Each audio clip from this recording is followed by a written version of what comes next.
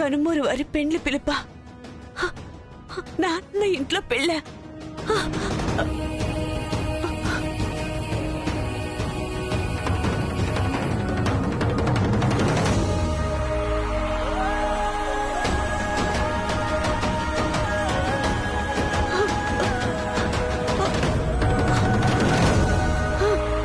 అన్నయ్య,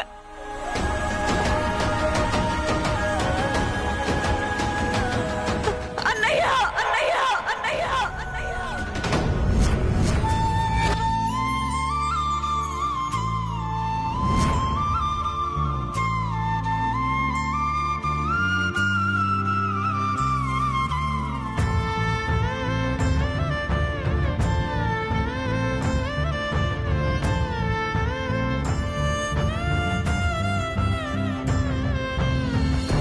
అన్నయ్య, అన్నయ్య, అన్నయ్య, అన్నయ్య, అన్నయ్య.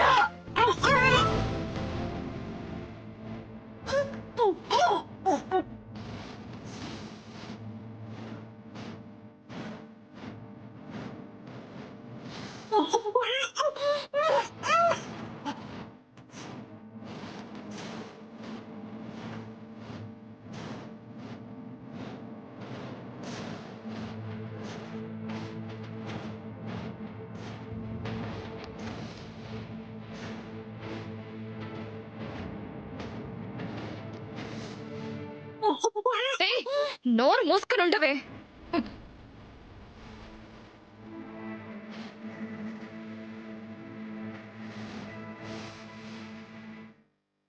ఇదేంటిది? ఈరోజు ఇలా జరుగుతుంది?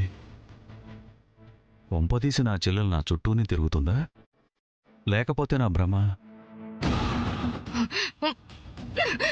తీసుకెళ్ళు, తీసుకెళ్ళరా, తీసుకెళ్ళరా.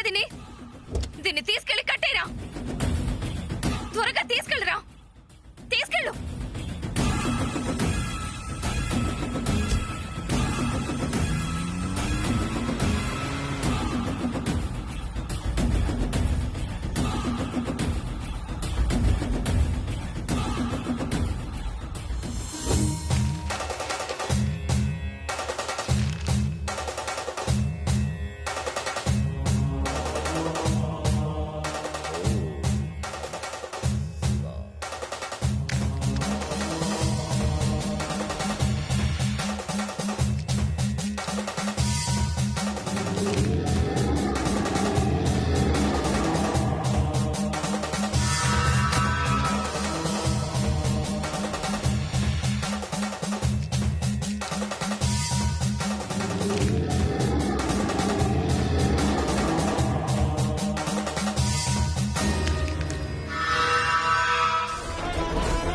ఇదేంటిది? దశరథరామయ్య చిన్న కొడుకు దేవాంశ్కి మళ్ళీ పెళ్లి చేస్తున్నారా?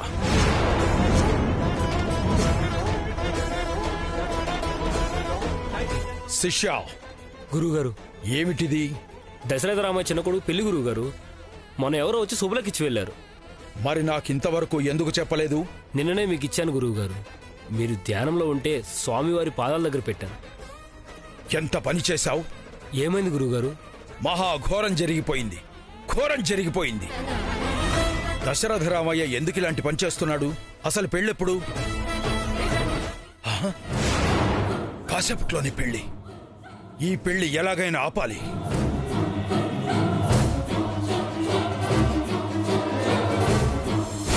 మహాదేవ్యై నమః, ఆదిదేవ్యై నమః, పరమపురుషాయ నమః.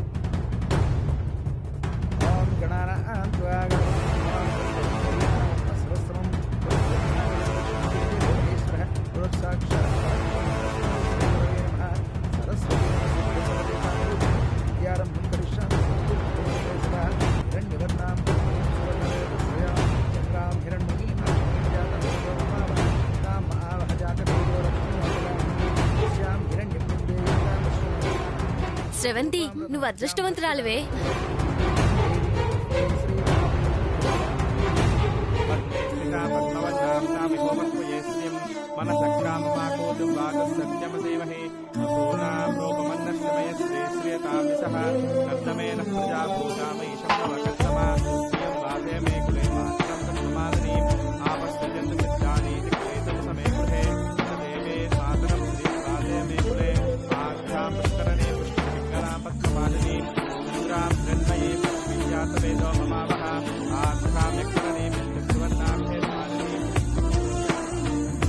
జానకి, అయిపోయిందమ్మా.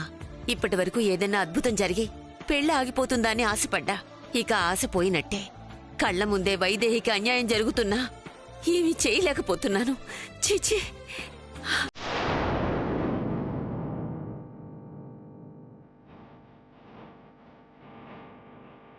మా అమ్మగారు బయటికి చెప్పారు, మిగతా వాళ్ళందరూ బయటికి చెప్పడం లేదు. అంతే తేడా. ఇక్కడ ఉన్న వాళ్ళలో చాలామంది వైదేహికి అన్యాయం జరుగుతుందని బాధపడుతున్నారు, కానీ వైదేహి మాత్రం ఏమీ చేయడం లేదు.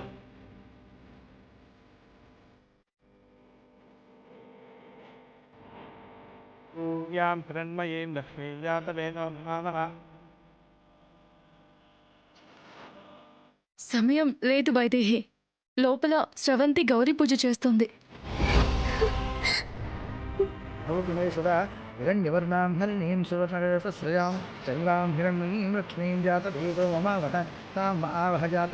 తర్వాత నీ భర్త పక్కన కూర్చోబెడతారు. ఒక మూరు తాలిబొట్టు, గుప్పెడు జీలకర్ర బెల్లం నీ భర్తని నీకు దూరం చేసేస్తాయి.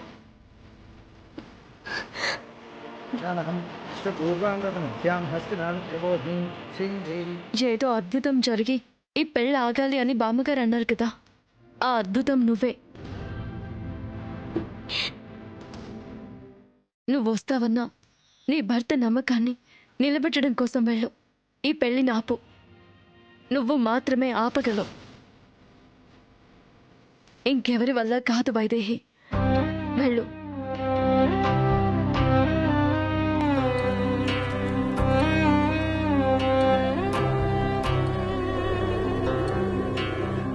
ఏదో ఒకటి చేయి వైదేహి, లేదంటే నేనే నిజం చెప్పేస్తాను.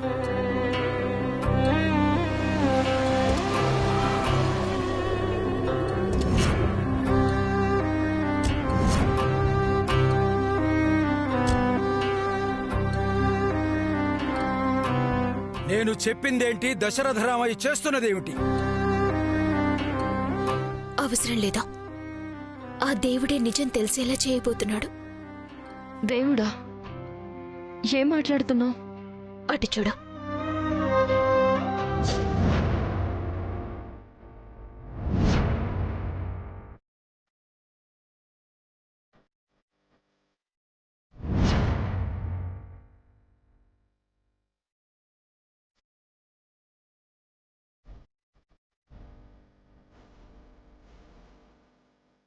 గురువు గారి దృష్టిలో ఆయన ఏకపత్ని వ్రతుడు. వైదేహి మాత్రమే ఆయన భార్య. ఈ పెళ్లి జరగనివ్వరు. ఇప్పుడు ఈయనొచ్చారేంటి? ఈయనొస్తే ఈ పెళ్లి జరగదు. అత్త ఎక్కడా?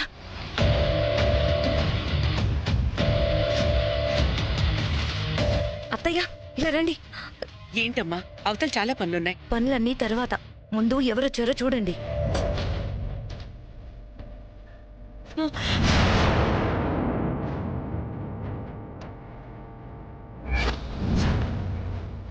వైదేహి ద్వారా పుట్టే వారసుడికి అటు 7 తరాలు కాదు కదా, ఒక్క తరం కూడా బాగోలేదు. అదే నా మేనకోడలు శ్రవంతి ద్వారా వారసుడు పుడితే అటు 7 తరాలు ఇటు 7 తరాలు అన్నీ మా తరాలే. వైదేహి మాత్రమే దేవాంశ ఏకైక భార్య. ఇదేంటి గురుగారు ఇలా రాశారు?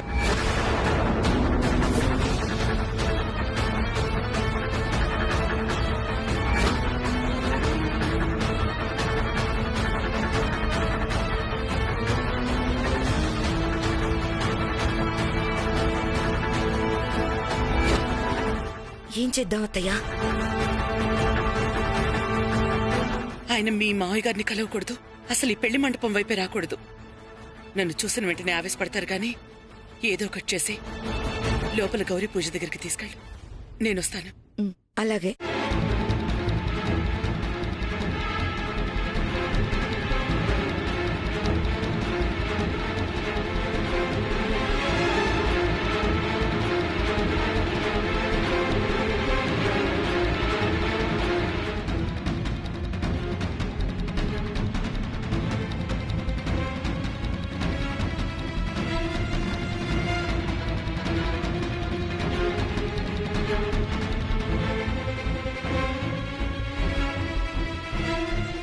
నమస్కారం గురువు గారు. దశరథరామ ఎక్కడ? లోపల గౌరీ పూజ జరుగుతుంది, అక్కడున్నారు. రండి. పద. అదేంటి లోపలికి తీసుకువెళ్తున్నారో? నేనిప్పుడే వస్తాను.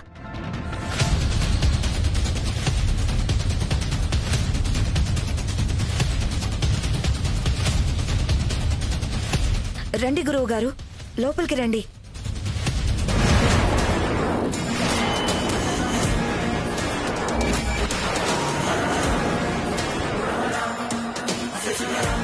ఇప్పుడు ఈయనొచ్చారేంటి? అంటే ఈ పెళ్లి జరగదా?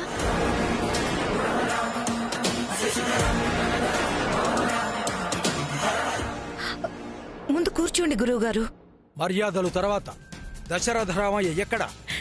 నమస్కారం గురుగారు. హిమాలయాల నుంచి ఎప్పుడొచ్చారు?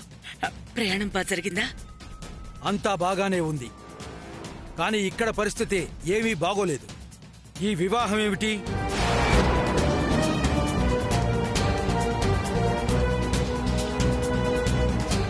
దేవాంష్కి నా మేనకోడల్నిచ్చి పెళ్లి జరిపించబోతున్నాం గురుగారు. దేవాంశికి మళ్ళీ పెళ్ళా?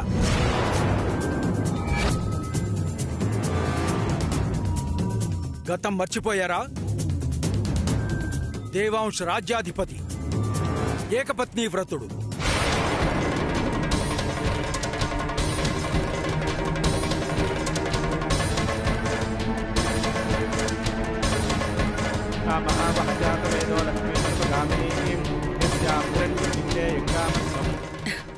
గుర్తుంది గురుగారు, కానీ చిన్నప్పుడే దేవాంశ్ నా మేనకోడలు మెళ్ళో తాళి వేశాడు కదా. తప్పు లేదని ఈ నిర్ణయం తీసుకున్నాం. అయినా నా మేనకోడలు నా కోడలు కావాలి, తన ద్వారానే నాకు వారసుడు రావాలి అని ఆ రోజు మీ దగ్గరకొచ్చి వేడుకున్నాను కదా. కానీ ఇక్కడ ఈశ్వర సంకల్పం వేరేలా ఉంది. అందుకే కదా వైదేహికి మాత్రమే దేవాంశ భార్యని చీటీ రాసి మరీ పంపించాను.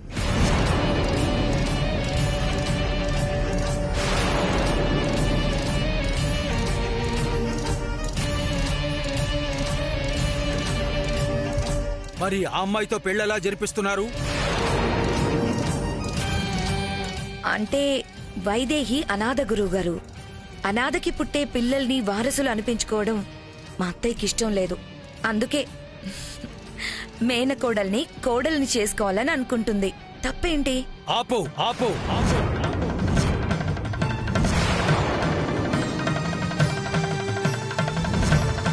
నాకు తప్పొప్పులు చెప్తున్నావా? ఎవరు అనాథ?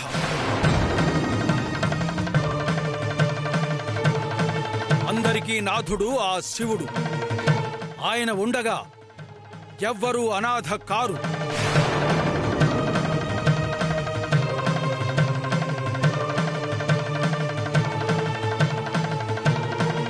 దశరథరామయ్య ఎక్కడ? దశరథరామయ్య, దశరథరామయ్య! గురుగారు ఆవేశపడకండి, నేను చెప్పేది వినండి. ఏం మాట్లాడాలి? దశరథరామయ్య ధర్మపత్ని వయ్యుండి ఇలా అధర్మానికి పాల్పడడం సమంజసం కాదు కౌసల్య. ఈ వివాహం జరగకూడదు.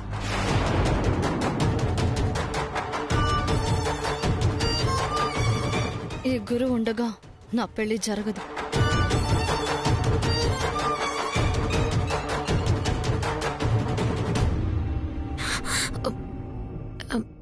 గురువుగారు వచ్చారు, మిమ్మల్ని రమ్మంటున్నారు. అవునా? ఎప్పుడొచ్చారు? ఎక్కడున్నారు? లోపలున్నారు. ఆ, పద.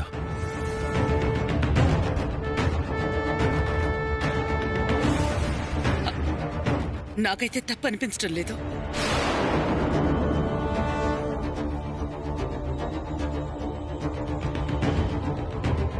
పైగా పెళ్లిపీటల వరకు వచ్చాక పెళ్లి జరగకూడదు అంటే నా మేనకోడల జీవితం ఏమైపోతుంది? పెద్ద మనసు చేసుకుని ఆశీర్వదించండి.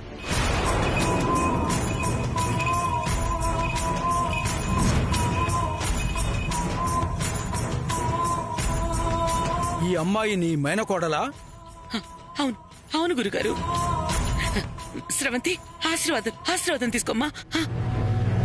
నన్ను ఆశీర్వదించండి గురుగారు. అలా చూస్తున్నాడేంటి?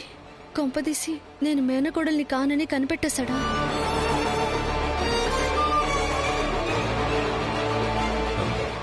నమస్కారం గురువుగారు.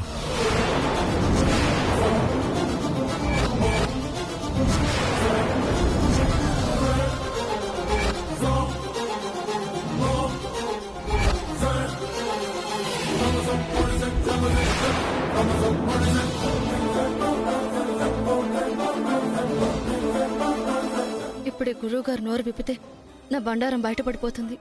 వీడు నోరు విప్పకూడదు.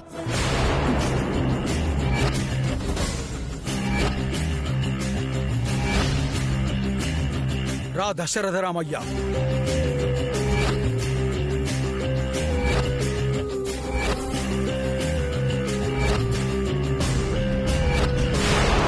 నీకోసమే.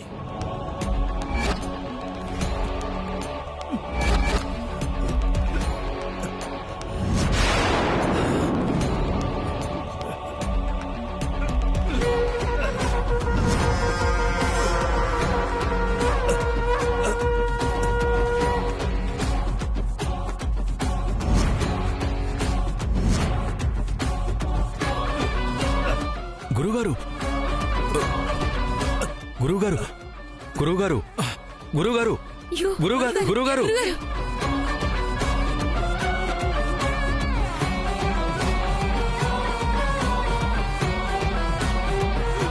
గురుగారు ఏమైంది?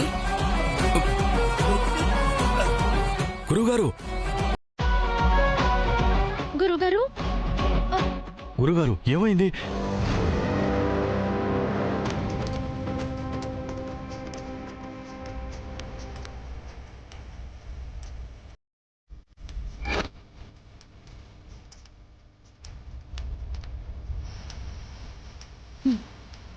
ఇక నువ్వు కదల్లేవు, మాట్లాడలేవు, నా గురించి ఏమీ చెప్పలేవు.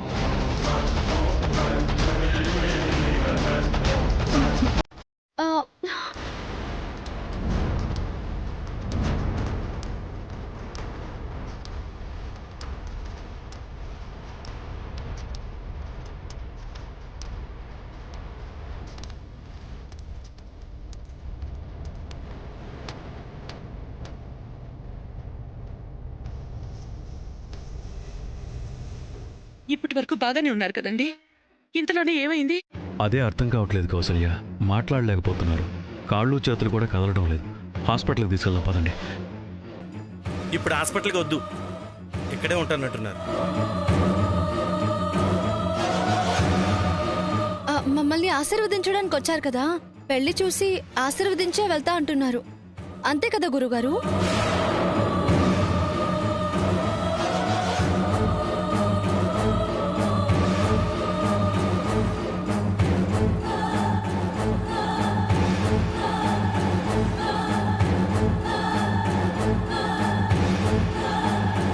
కానీ ఇలాంటి పరిస్థితుల్లో ఇక్కడెలా? హాస్పిటల్ తీసుకెళ్దాం పదండి. ఇక్కడే ఉంటామంటున్నారు. పెళ్ళయ్యాక తీసుకెళ్దామండి.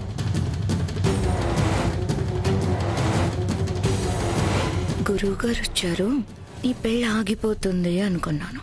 కానీ నువ్వు అదృష్టవంతురాలివి. నీ రాత ఎవ్వరూ మార్చలేరు.